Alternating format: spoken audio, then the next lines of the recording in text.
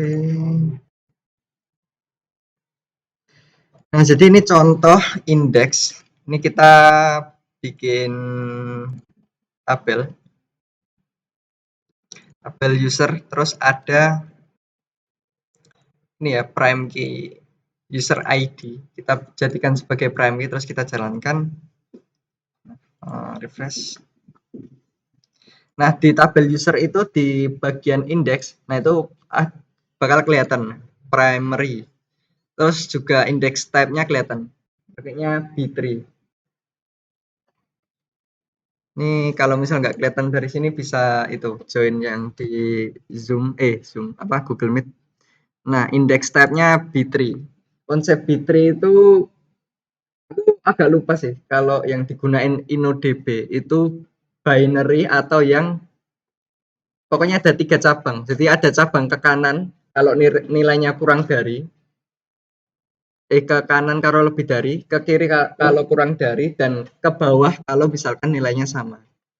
Itu yang tree yang enggak binary. Tapi kurang tahu juga karena aku agak lupa. Pokoknya ada konsep database yang itu pakainya 3. Jadi bukan binary tree tapi 3.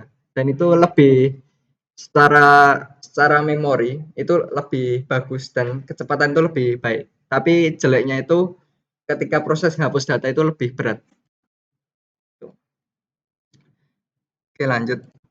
Nah, ini. Jadi kelihatan ya di sini ada di bagian indeks, ini kelihatan ada tulisannya primary. Nah, ini kolom yang dimaksud itu kolom user ID yang dia itu ascending. Jadi pengurutan datanya atau penyimpanan datanya itu menurun gitu. Terus, nah sekarang ke non-cluster. Non-clustered index itu merupakan struktur data yang ya intinya sama meningkatkan kecepatan.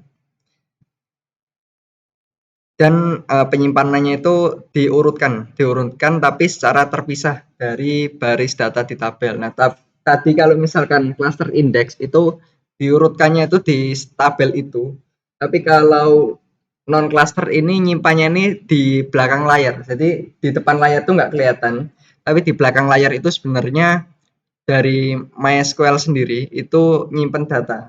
Jadi nyimpen data urut-urutannya. Tapi emang nggak ditampilin di depan dan yang disimpan itu semacam pointernya gitu. Terus mirip juga sama cluster index, non cluster index ini juga menggunakan B3 untuk menyimpan datanya. Ini yang itu ya yang MySQL ya. Terus semisal tabel itu bisa memiliki satu atau lebih indeks yang tidak tercluster. Jadi yang non cluster ini bisa lebih dari satu dan juga dapat menyertakan satu atau lebih kolom. Jadi khusus non cluster juga itu bisa kolomnya itu bisa lebih dari satu gitu. Nah, contohnya itu kalau tadi kan primary key, tapi kalau non cluster itu create-nya seperti ini. Jadi create index, misalkan kita mau bikin age atau umurnya ini sebagai non cluster index.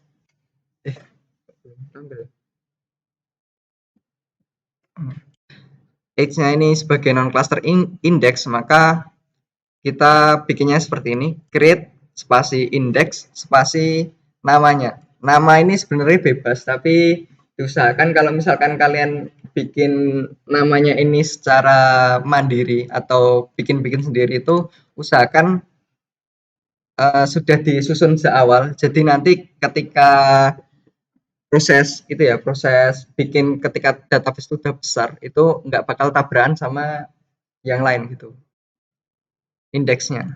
Terus juga on tabel user kolom age. Jadi gini aja, jadi create index, ini nama indeksnya aku kasihnya idx underscore user underscore age, kemudian on ini di tabel apa, di tabelnya user, terus kolomnya kolom age. Kalau yang bawah ini ku tambahin primary lagi, jadi biar bisa ngelihat. Jadi tadi kan cuman ada tulisannya primary, sekarang ada tulisannya juga user age. Aku coba, ini usernya aku hapus dulu.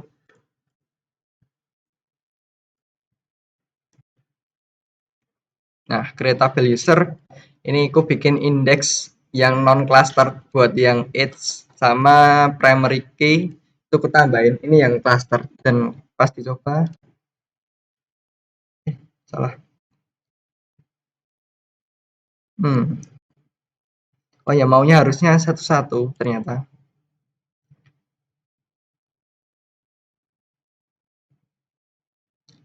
Terus di bagian sini aku refresh. Nah, keluar indeks IDX user age. Ketika diklik, nah keterangannya sama, indeks type-nya itu B3 dan di sini kalau yang misal tadi view. Nah, kalau di sini tuh uniknya ini dicentang, tapi kalau yang non cluster biasanya tuh nggak kecentang. Ya nanti ada contoh lagi yang non cluster tapi dicentang. Tuh. Terus, nah sekarang unique index. Jadi ketika ada cluster dan non cluster juga ada indeks namanya unique. Nah, unique index ini memastikan kolom kunci atau prime key. Kolom kunci itu maksudnya ya kolom yang diberi indeks unique ini tidak berisi nilai yang duplikat. Unique index ini bisa lebih dari satu atau lebih dari satu kolom. Jika jika unique yang dimaksud itu satu kolom, maka setiap isiannya itu harus unik. Tapi kalau beberapa kolom itu kombinasinya itu harus unik. Jadi misalkan A kolom A dan B itu isinya satu dan satu, maka yang lain kalau misalkan satu dan dua itu masih boleh. Tapi kalau satu-satu itu nanti bakal menyebabkan error gitu. Terus create unique index itu hampir sama seperti yang tadi, yang apa itu namanya? Yang non cluster, tapi bedanya ini ditambahi unique di depannya gitu. Ini contoh, ini tabel user ku hapus lagi.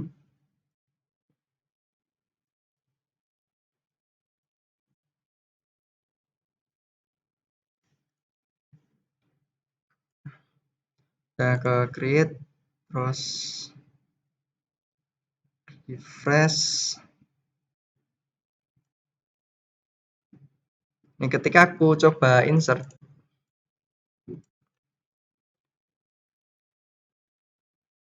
misalkan emailnya itu rizal@gmail.com, age-nya misalkan 20.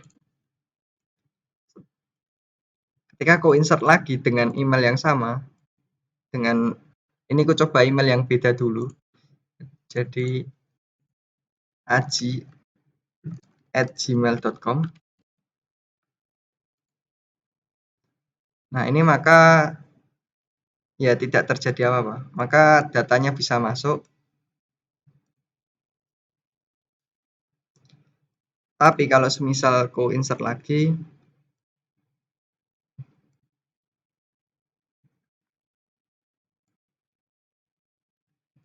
misalkan dinata@gmail.com,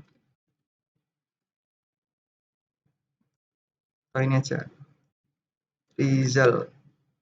Meskipun ini user ID-nya aku bikin beda dan age-nya aku bikin beda, nah maka akan keluar error. Errornya duplicate entry untuk key atau indeksnya itu user.idx underscore user underscore email. Jadi kira-kira itu untuk indeks. Nah, terus juga ada beberapa catatan. Jadi jika sebuah tabel tidak memiliki primary index, misalkan nggak ada prime key-nya, tapi itu punya unique index. Nah, itu bisa dikatakan unique index itu sebagai cluster index. Tapi jika ada banyak uniknya, misalkan uniknya itu email, kemudian NIM, kemudian apa lagi, nah maka yang akan dipakai sebagai cluster index itu hanya unique index yang pertama kali dibuat. Dan juga cluster index tidak dapat digunakan untuk null value karena secara basic ya, secara dasarnya itu null itu suatu yang istimewa. Jadi itu kan kosong. Karena kosong sehingga itu tidak bisa tidak bisa dibedakan gitu antara satu dan lainnya sehingga ketika cluster index perlu diurutkan sehingga null value tidak bisa ditolerir lah, dimasukkan gitu. Nah, sekarang kita masuk ke pembuktian gitu. Apakah benar sebuah indeks itu membuat query itu lebih cepat? Jadi aku punya dua database. Nah,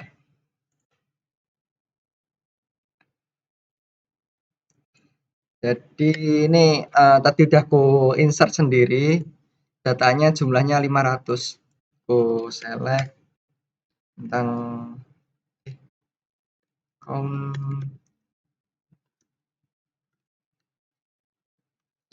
from user berdata. User berdata aku cek. Nah, ini jumlahnya pas 500.000.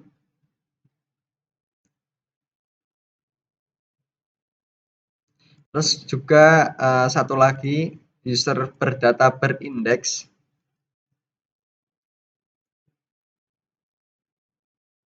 Ini aku jalanin ini as jumlah data.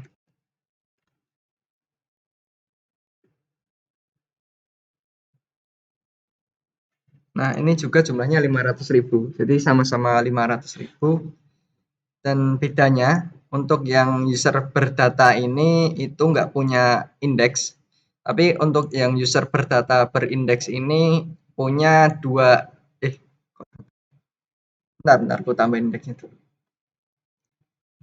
Ini bakal aku beri dua indeks. Jadi indeks ID usernya, user ID-nya sama age-nya.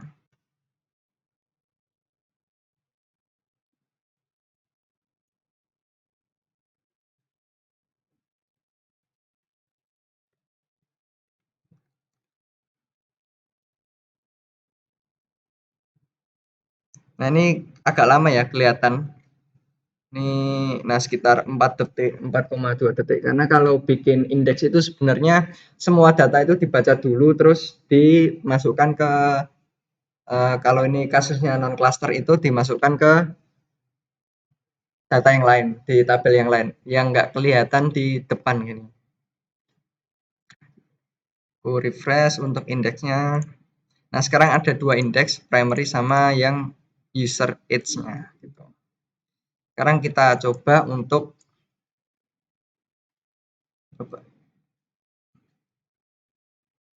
ini ada beberapa yang bakal bisa dicoba. Yang pertama itu select user. Ini salah satu apa itu namanya? Query yang paling simple ya. Jadi kita mau nyari user dengan ID tertentu. Gini kan, select bintang from user.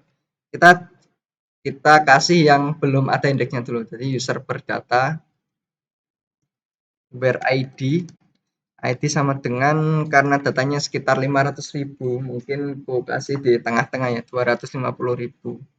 Agak ganjel gitu, 250 10. Ini aku select, aku jalankan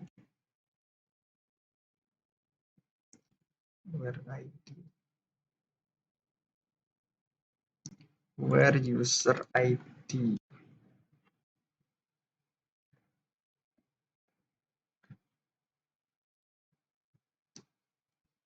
Ulang. Nah, maka butuh untuk mengambil satu data ini butuh waktu 1,19 detik. Di 1,2 lah sekitar. Tapi kalau misalkan kita cek di tabel yang berindeks itu server data indeks query-nya masih sama. Aku taruh di sini.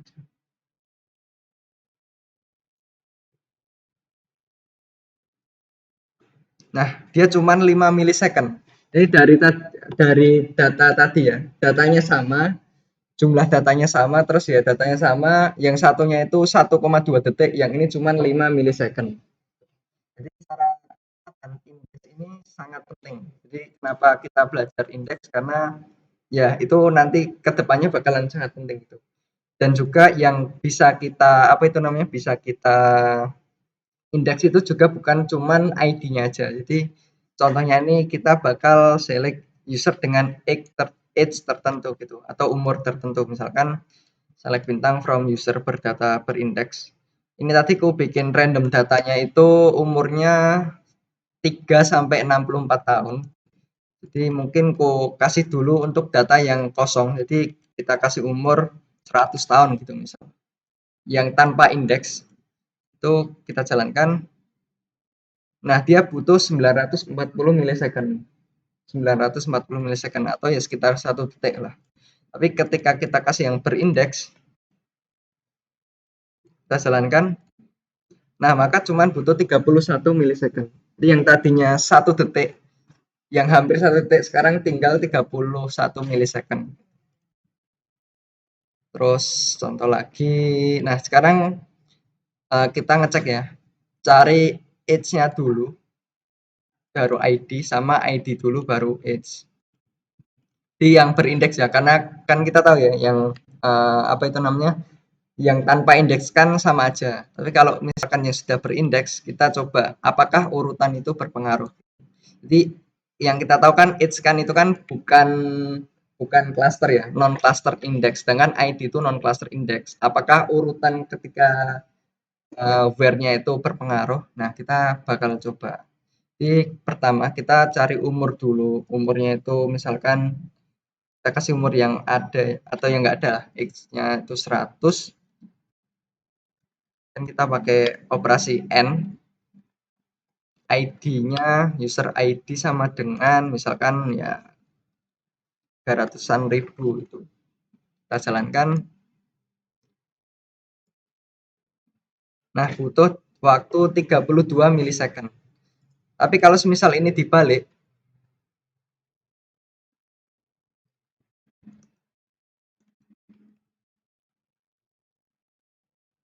ketika dijalankan, nah ini tinggal 2 milisecond. Jadi ketika teman-teman nanti bikin cluster dan non cluster, itu select where-nya itu harus yang cluster dulu. Karena kalau yang tadi kan kita nyoba yang age dulu, itu butuh waktu 32 milisecond. Tapi kalau sekarang kita select-nya itu user ID dulu, itu cuman butuh waktu 2 milisecond.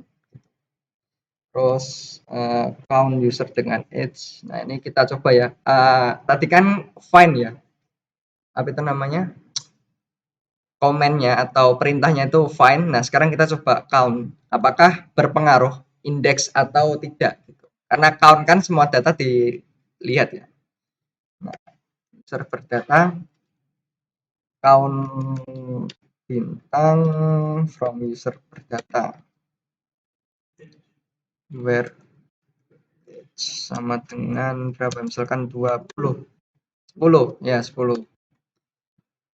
Nah, ini biar bisa dibaca jumlah. Nah, dia butuh waktu 889 milisecond atau 800 ya 889 milisecond lah. Dan keluar jumlah 8239. Terus misal kita coba lagi ya yang di user berdata berindeks. Ini misalkan ya kita cari yang sama-sama 10. Oh ya ini aneh ya randomnya aku jalanin 2 kali ya. Jadi datanya itu nggak benar-benar sama, tapi jumlah data sama. Nah kita jalanin, nah tadi kan 800 milisecond, 889. Sekarang tinggal 41 milisecond. Jadi, ah, nah sebenarnya beda kan karena emang datanya itu aku jalanin 2 kali. Jadi randomnya itu aku jalanin 2 kali, bukan data satu aku copy tapi datanya aku jalanin 2 kali. Dan jumlahnya beda dengan waktu yang lebih cepat. Tadi 889 milisecond, sekarang tinggal 41. Jadi meskipun kita itu bukan select where biasa, tapi kita itu pakai count atau yang lain sebagainya, itu tetap kalau misalkan kita pakai indexing itu mempercepat. Nah, sekarang ke materi selanjutnya, backup dan restore. Eh, hapus.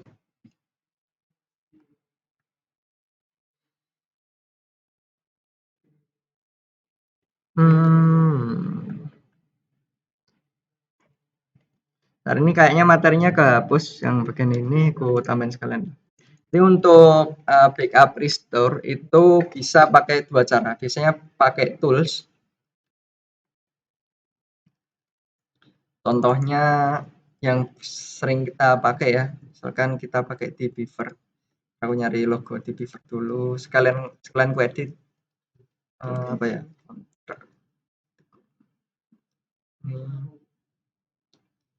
Nggak ada ya. Logo di Beaver nggak ada ya. Apa week 2 ya?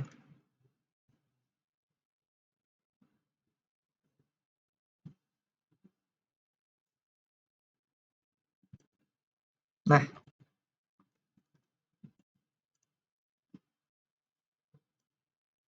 jadi yang pertama kita bakal backup dan restore kita coba pakai toolsnya di Beaver. Jadi kita kan tadi punya data user sebanyak 500.000. Kita klik kanan. Nah, di sini ada di bagian tools ini ada dump dan restore. Kita coba dump dulu datanya. Kita dump tabelnya ini kita centang yang week 9, terus untuk kolom-kolomnya user berdata sama user berdata berindeks. Atau gimana ya? Mungkin kita bikin database baru aja. Soalnya kalau datanya banyak kan nggak kelihatan ya datanya kayak gimana. Jadi kita bikin database baru, coba backup. Oh, ini. Ini kita juga bikin beberapa tabel. Kita bikin tabel user. Kita kasih ini kolomnya ini gampang aja email sama nama. Oh, username.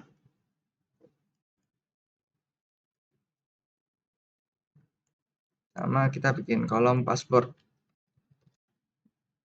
Password biasanya sih uh, lebih dari 100 sih, tapi nggak masalah.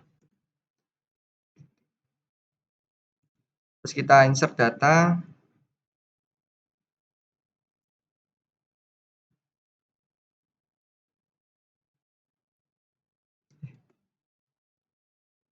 Ini belum ku save.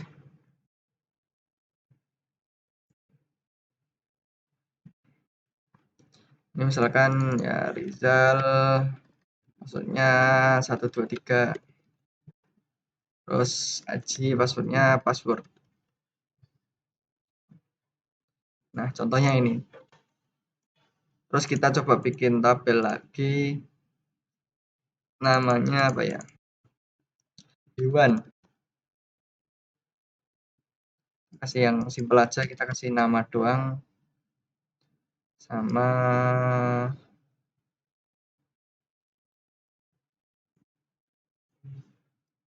jenis. Jenis itu gimana? Jenis itu banyak apa ya? Yang gampang aja. Nama sama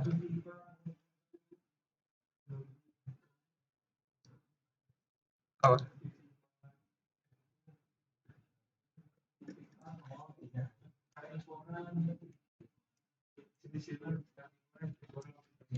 Yaitu jenis apa ya? Jenis berdasarkan segini aja lah habitat.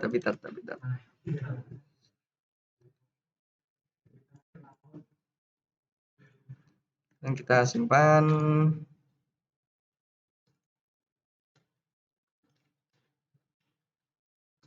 Misalkan ikan ya di air. Terus misalkan sapi ya di darat. Terus kasih apa lagi itu? Unta. Tadi darat sih sama aja. Nggak mesti.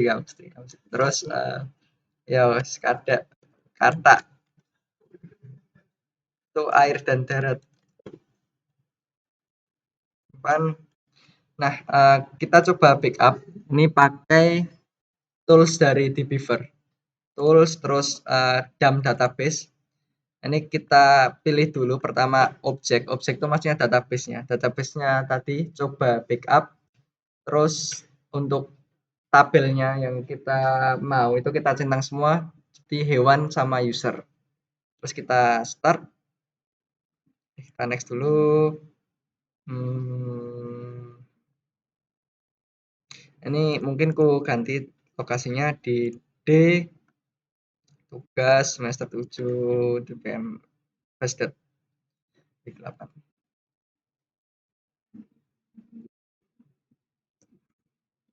Tugas semester 7 Basdet week 8. Kita start. Oke, komplit. Tugas semester 7 Basdet week 8. Nah, ini pas kita coba buka, itu sebenarnya kalau DAM itu bentuknya itu semacam SQL mulai dari create sampai insert-nya. Nah, mau buka. Aku open with Notepad. Nah, itu kira-kira seperti ini. Jadi ada metadatanya. Metadata ini ya MySQL-nya versi berapa, MySQL DAM-nya versi berapa, terus dari versinya ini Windows Win 64 bit, hostnya localhost, database-nya namanya coba backup, terus juga metadata lainnya. Nah, terus di sini juga ada tulisannya drop tabel if exists hewan. Jadi misalkan kita tadi nyentang nambah itu ya, kita kan tadi kita centang untuk perintah ini aku buka. Tadi kan kita centang pas pakai DAM itu, nah ini add drop statement. Jadi maksudnya apa?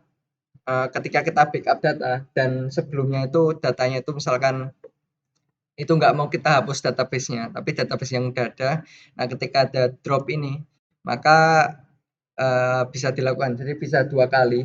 Ini misalkan sebelumnya ada tabel hewan. Nah, itu bisa tabel hewannya itu dihapus dulu dan langsung nge-create lagi. Nah, habis itu bisa untuk write, langsung insert into hewan yang value-nya ini dan langsung di unlock. Lock unlock ini kalau nggak salah itu apa itu namanya? Jadi ketika insertnya kayak gini tuh biar sekali jalan aja, makanya di lock dulu baru di unlock. Sekali jalan itu maksudnya biar yang lainnya itu nggak bisa insert dulu. Jadi khusus untuk nyelesain ini dulu baru yang lain baru bisa gitu. Terus ini juga sama, usernya di drop dulu, terus bikin tabel user lagi, terus bikin ya insert value-nya. Itu backup. Sekarang gimana caranya restore? Restore ya sama aja. Kita misalkan coba backup ini kita hapus, kepencet ngapus misalkan gitu ya. Nah, terus kita bikin lagi backup, coba restore ya sekarang, coba restore. Nah, ini kita bukan import, kita restore database. Restore database. Nah, kita cari tempatnya tadi di mana? Di DAM coba backup ini, terus kita start. Nah, berhasil finish.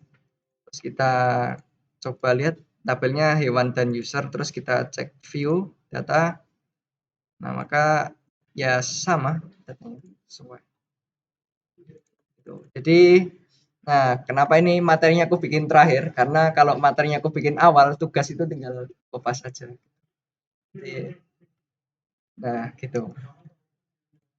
Backup restore itu kalau misal pakai tool. Sekarang kita pakai apa ya?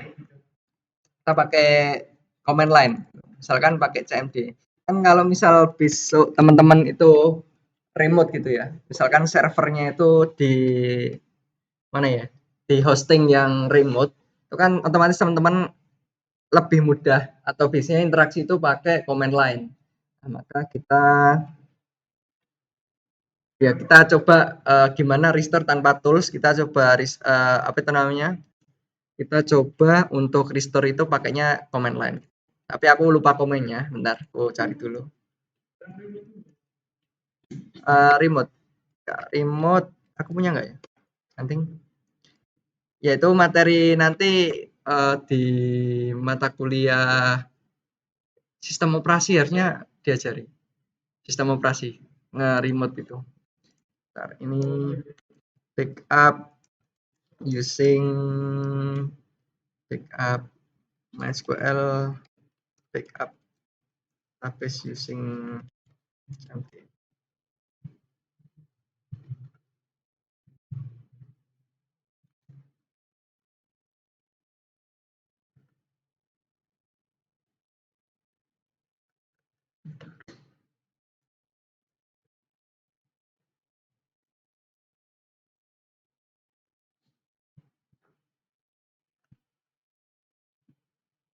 Nah ini sekalian aku buat benerin ini karena tadi kayaknya kepencet kehapus ya yang apa itu namanya materinya pakai CMD ini tinggal nah ini komen untuk nge-backupnya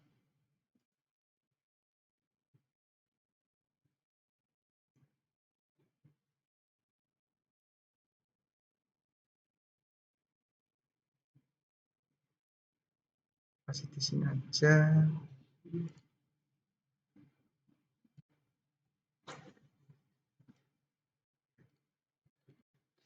backup pakai CMD ini ada backup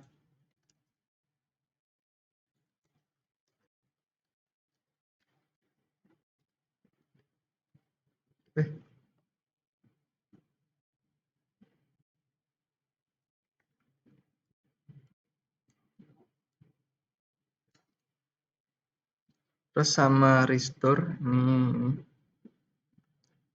restore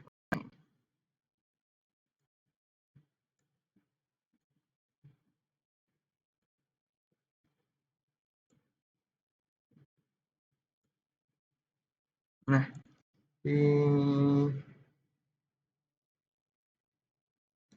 sekarang kita coba langsung aja kan ini CMD itu nggak begitu kelihatan ya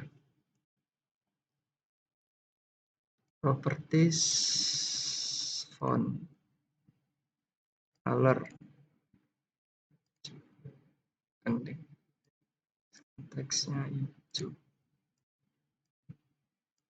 kok screen teksnya nggak berubah is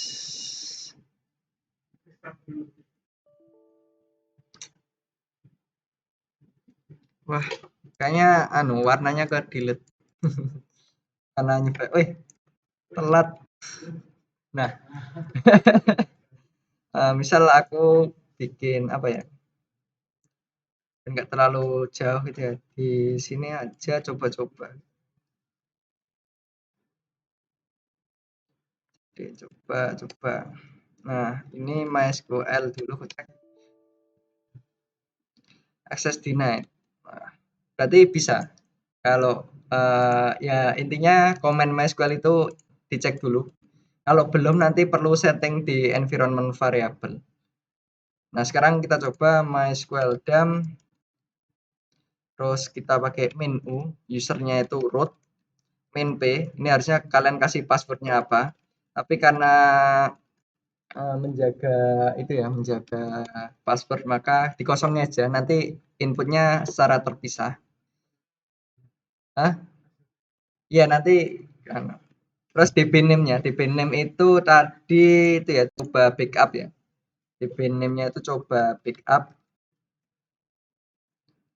terus kita insert ini panahnya ke filenya terus filenya kita namanya coba coba restore deh. Coba restore terus ke coba restore .sql misalkan gini nah nanti akan enter passwordnya kalau misalkan kalian kosongin di sininya aku kasih passwordnya nah ini passwordnya nah terus nah ini ketika di enter selesai dan dicoba-coba nah ini udah keluar ya sama aja sih sebenarnya isinya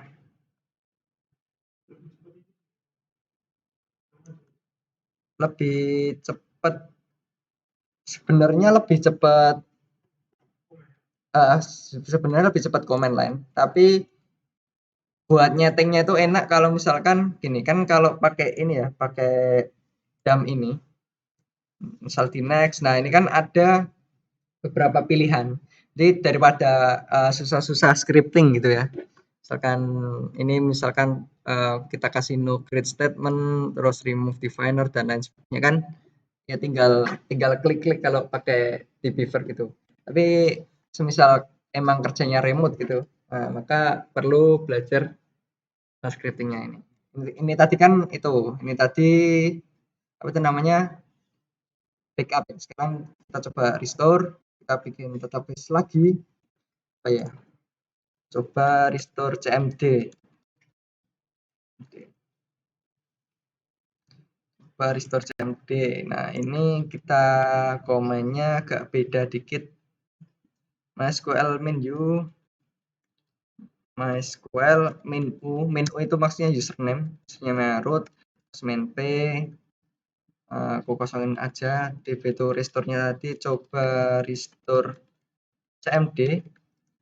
Kemudian, nah panahnya ini dibalik ya, panahnya yang tadi itu ke sana, ke kanan, sekarang ke kiri. Terus filenya coba restore.sql. Ter passwordnya, oh tipe coba restore.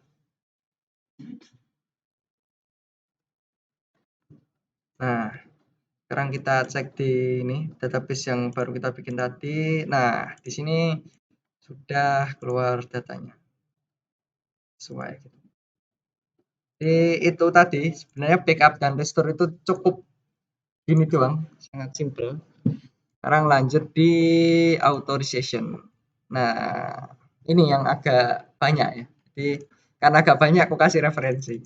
Tapi tetap aku kasih apa, semacam kulit kulit kacang ini. Ini nanti khusus yang authorization kayaknya nggak aku masukin respon sih, karena emang misalkan kalian belajar ini ya, fokus kalian belajar ini, kalian bisa bisa jadi DB administration, dan sebenarnya kalian belajar ini tok ya, ini tentang authorization doang, kalian bisa jadi ya DB administration suatu perusahaan, terus ngatur role dan lain-lain dari database-nya di suatu perusahaan itu. Makanya dan emang banyak yang bisa dipelajari, makanya nggak aku apa ya, nggak aku kasih secara lengkap.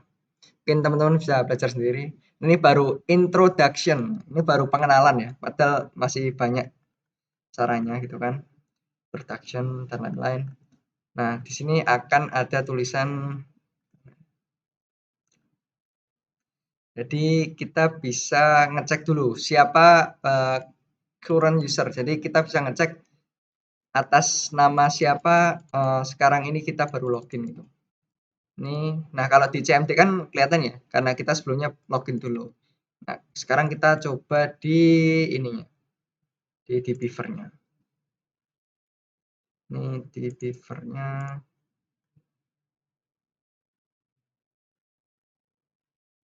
Ini yang apa yang aku coba ya? Bukan, bukan. Nah, ini. Nah, select current user. Kita jalankan. Nah, bakal kebaca ya. Jadi current usernya itu root at localhost. Ini itu apa? Nah, jadi kita cek di connection yang awal ya. Ketika kita masukkan connection dulu, itu ada username sama password. Nah, password yang kita masukkan di sini itu sebagai root. Nah, kita bisa ngeceknya di sini. Ini aku zoom ya.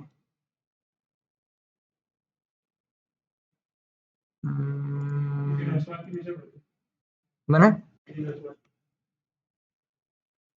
Bikin user lagi bisa, dan emang ini ada banyak user. Ini aku tadi coba-coba bikin. Nah, jadi ini kita login itu sebagai root at localhost. Nah, tapi kalau misalkan besok ya, teman-teman bikin project ini sebagai apa?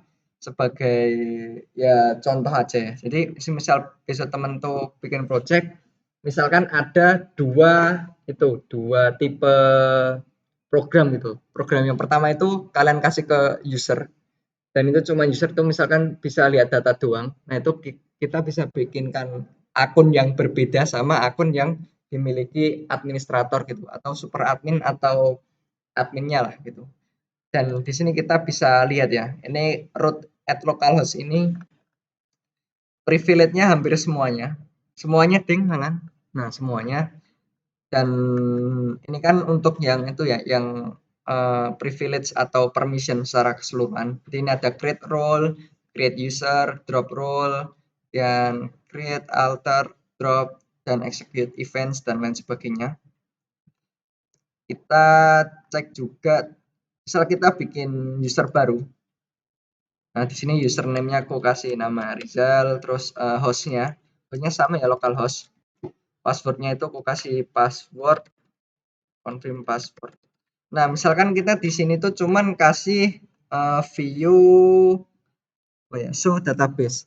Ini ada privilege atau permission untuk melihat semua nama database yang ada. Ini ketika kita centang, kita save. Nah, ini kita grant. Jadi ada komennya itu grant show database. Nah, ini nama permission-nya. Itu result at localhost. Kita persis. Terus kita bikin koneksi lagi. Tadi kan kita connection-nya namanya localhost. Sekarang kita bikin connection lagi. MySQL username-nya itu Rizal, terus password-nya itu password. Finish. Nah, ketika kita lihat oke, ini aku edit dulu. Apa itu namanya? Public key retrieval-nya aku kasih true. Oke. Nah, sekarang udah bisa. Nah, kita bisa lihat semua list nama database-nya. Karena kita kasih permisinya show database. Tapi ketika kita coba lihat kolomnya itu apa aja atau datanya apa aja, misal. Nah, maka langsung error, access denied. Karena ya kita cuma kasih permission untuk melihat nama database-nya aja, tapi nggak ngelihat isinya gitu. Itu contoh yang simple. Nggak harus sih. Kan ini localhost karena di lokal. Tapi kalau misalkan hosting itu, aku punya contoh nggak ya? Bentar, aku cek dulu ya.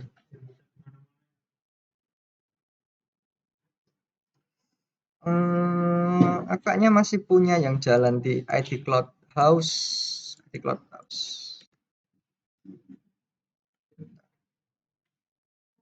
Mau aku contohin tapi bentar aku cek dulu apakah masih ada.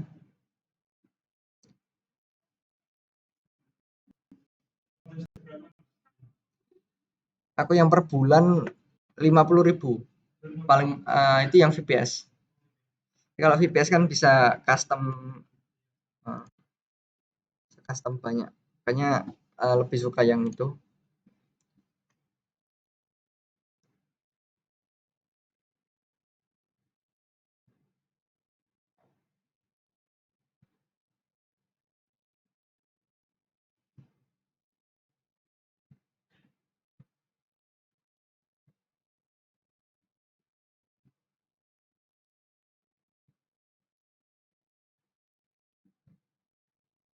Jangan ting, itu database kan punya aku ting. Yang anu aja. Misalkan ini ya, aku punya Sipia Dev. Ini kalau nggak salah ini projectnya ini Stack Sipia. Eh, aku lupa sih.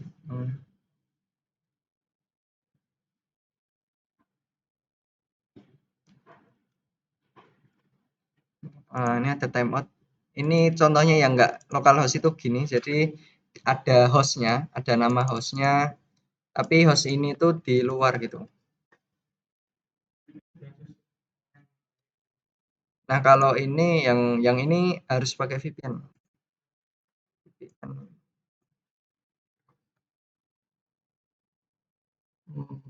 Bentar aku coba apakah masih boleh ya. Ini soalnya udah setahun yang lalu.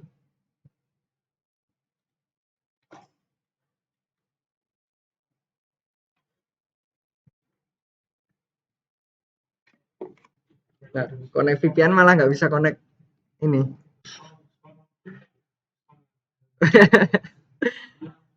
Snot fail. Oh, ya, nggak mau ternyata, nggak mau. Oh iya, bentar. Connecting.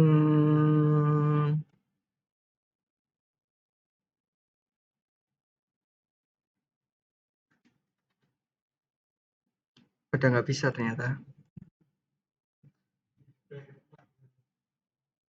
Aku punya dua loh, masa nggak bisa semua?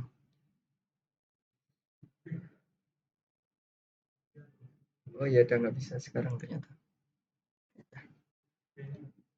Ya karena udah nggak magang di sini lagi sih.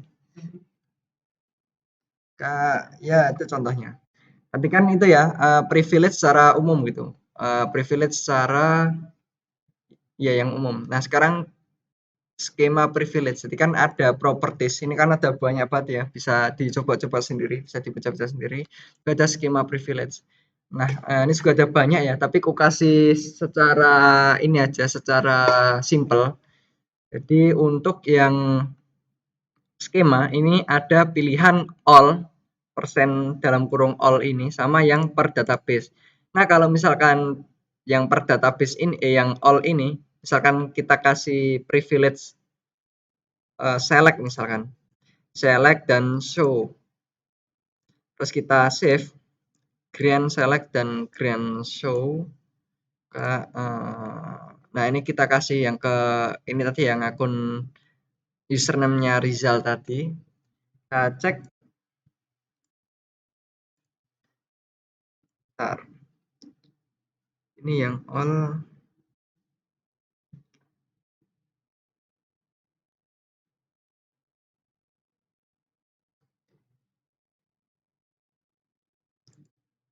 Oh, reference yang ketinggalan.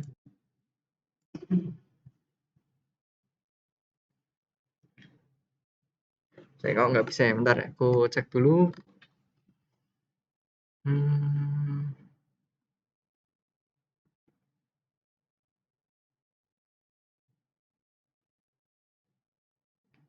access denied for apa ini?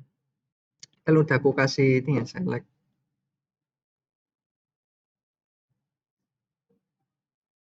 Tapi kalau misalnya antrian loket, aku kasih secara langsung, ntar aku cek dulu. So,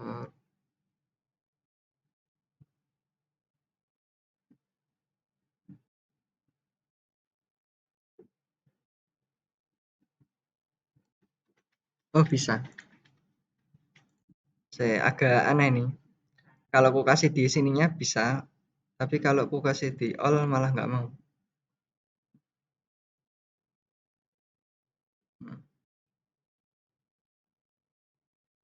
Nah, jadi gimana ya? Nah, ini contohnya. Jadi ini contoh yang nggak bener, wih nggak bener. Harusnya kalau misalkan kita kasihnya ini, apa kelupaan ya tadi ya? Oh ini ada insertnya, insert sama, kitanya di insert tuh.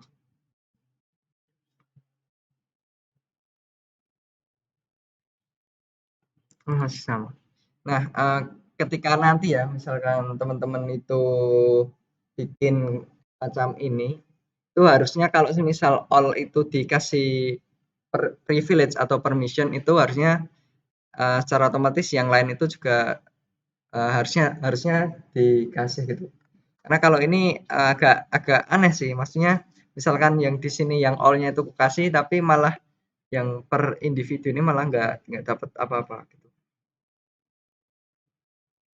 Nggak tahu ini bug dari MySQL-nya atau bug dari di Beaver-nya atau apa. Tapi setahuku kalau dari SQL Server itu harusnya bisa.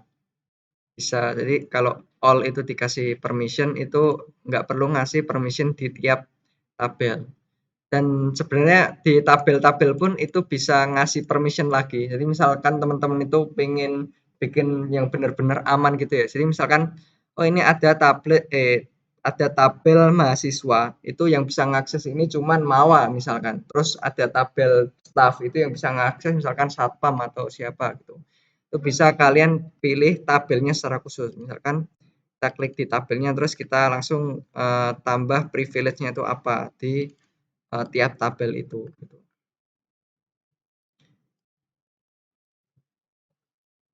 Oke, mungkin itu sih kalau misalkan indeks.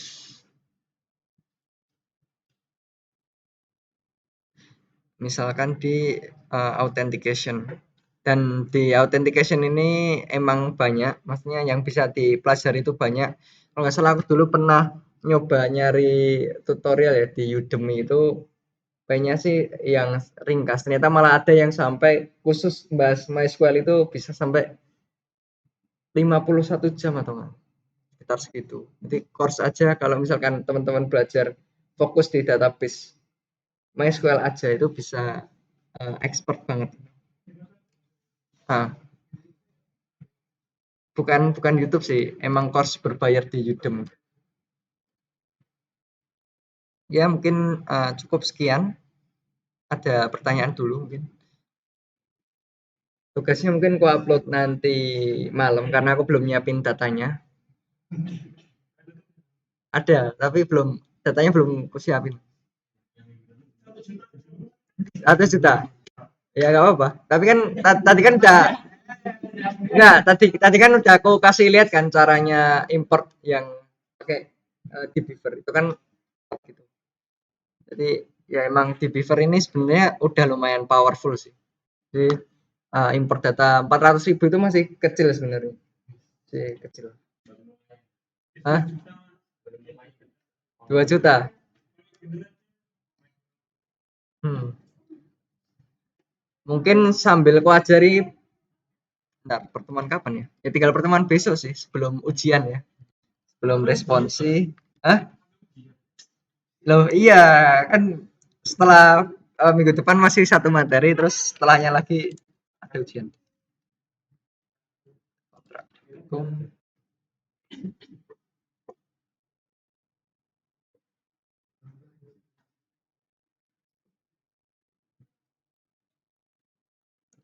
Di pertemuan minggu depan itu bahas tentang prosedur sama function. Misalkan kalian belajar prosedur sama function, ini sebenarnya bisa untuk bikin auto generate tadi. Ya auto generate, misal belajar prosedur sama function itu bisa bikin ya fitur auto generate. Misalkan ya pengen bikin 1 juta data otomatis bisa pakai ini. Tapi ya nanti kau kasih materinya minggu depan. Juga selanjutnya ada ujian praktikum.